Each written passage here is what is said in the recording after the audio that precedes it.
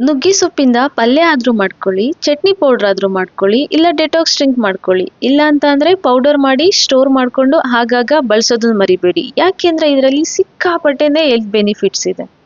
ನುಗ್ಗೆ ಸೊಪ್ಪಿನ ಪೌಡರ್ ಮಾಡ್ಕೊಳ್ಳೋದಕ್ಕೆ ಫ್ರೆಶ್ ಆಗಿರೋ ಸೊಪ್ಪನ್ನು ತಗೊಂಡು ಚೆನ್ನಾಗಿ ತೊಳೆದು ಬೆಳಿಗ್ಗೆಯಿಂದ ಸಂಜೆವರೆಗೂ ಬಿಸಿಲಲ್ಲಿ ಒಣಗಿಸ್ಕೋಬೇಕು. ಸೊಪ್ಪು ಒಣಗಿದ ನಂತರ ರೆಕ್ಕೆಗಳನ್ನ ಬಿಡಿಸ್ಕೊಂಡು ಕಡ್ಡಿಗಳನ್ನ ಸಪ್ರೇಟ್ ಮಾಡ್ಕೋಬೇಕು. ಟೋಟಲಿ ಚೆನ್ನಾಗಿ ಒಣಗಿದ್ರೆ ನಾವು ಮುಟ್ಟಿದ ತಕ್ಷಣ ಗರಿ ಗರಿಯಾಗಿರುತ್ತೆ ಈ ಸೊಪ್ಪು. ಇಂಥ ಸಮಯದಲ್ಲಿ ಇದನ್ನ ಒಂದು ಮಿಕ್ಸಿ ಜಾರ್ಗೆ ಹಾಕಿ ನುಣ್ಣಗೆ ರುಬ್ಕೋಬೇಕು. ನೀವೇನಾದ್ರೂ ಈ ಪೌಡರ್ನ ಬೆಳಿಗ್ಗೆ ಖಾಲಿ ಹೊಟ್ಟೆಗೆ ವಾರ್ಮ್ ವಾಟರ್ ಅಲ್ಲಿ 1 ಸ್ಪೂನ್ ಪೌಡರ್ನ ಹಾಕಿ ಸ್ವಲ್ಪ ನಿಂಬೆಹಣ್ಣಿನ ಹುಳಿ ಬಿಟ್ಟು ಕುಡಿದ್ರೆ ವೆಯ್ಟ್ ಲಾಸ್ ಕೂಡ ಆಗುತ್ತೆ. ಹಾಗೆ ಈ ಪೌಡರ್ನ ಉಪಯೋಗಿಸ್ಕೊಂಡು ಡ್ರೈ ಫ್ರೂಟ್ಸ್ ಲಡ್ಡು ಕೂಡ ಮಾಡ್ಕೋಬಹುದು. ನೋಡಿ, ಈಗ ಪೌಡರ್ ಕನ್ಸಿಸ್ಟೆನ್ಸಿ ಬಂದಿದೆ. ನಾನು ರುಬ್ಕೊಂಡಿದ್ದೀನಿ. ಅದನ್ನ ಒಂದು ಗ್ಲಾಸ್ ಜಾರಲ್ಲಿ ಸ್ಟೋರ್ ಮಾಡ್ಕೊತೀನಿ. ಇದನ್ನ 1 ಮಂತ್ ಕೂಡ ಇದೇ ರೀತಿ ಸ್ಟೋರ್ ಮಾಡ್ಕೋಬಹುದು, ಏನೂ ಆಗೋದಿಲ್ಲ. ಅಂಡ್ ನುಗ್ಗೆ ಸೊಪ್ಪಿನ ಡ್ರೈ ಫ್ರೂಟ್ಸ್ ರೆಸಿಪಿ ನನ್ನ ಚಾನಲಲ್ಲಿ ಅಪ್ಲೋಡ್ ಆಗಿದೆ, ಚೆಕ್ ಮಾಡಿ.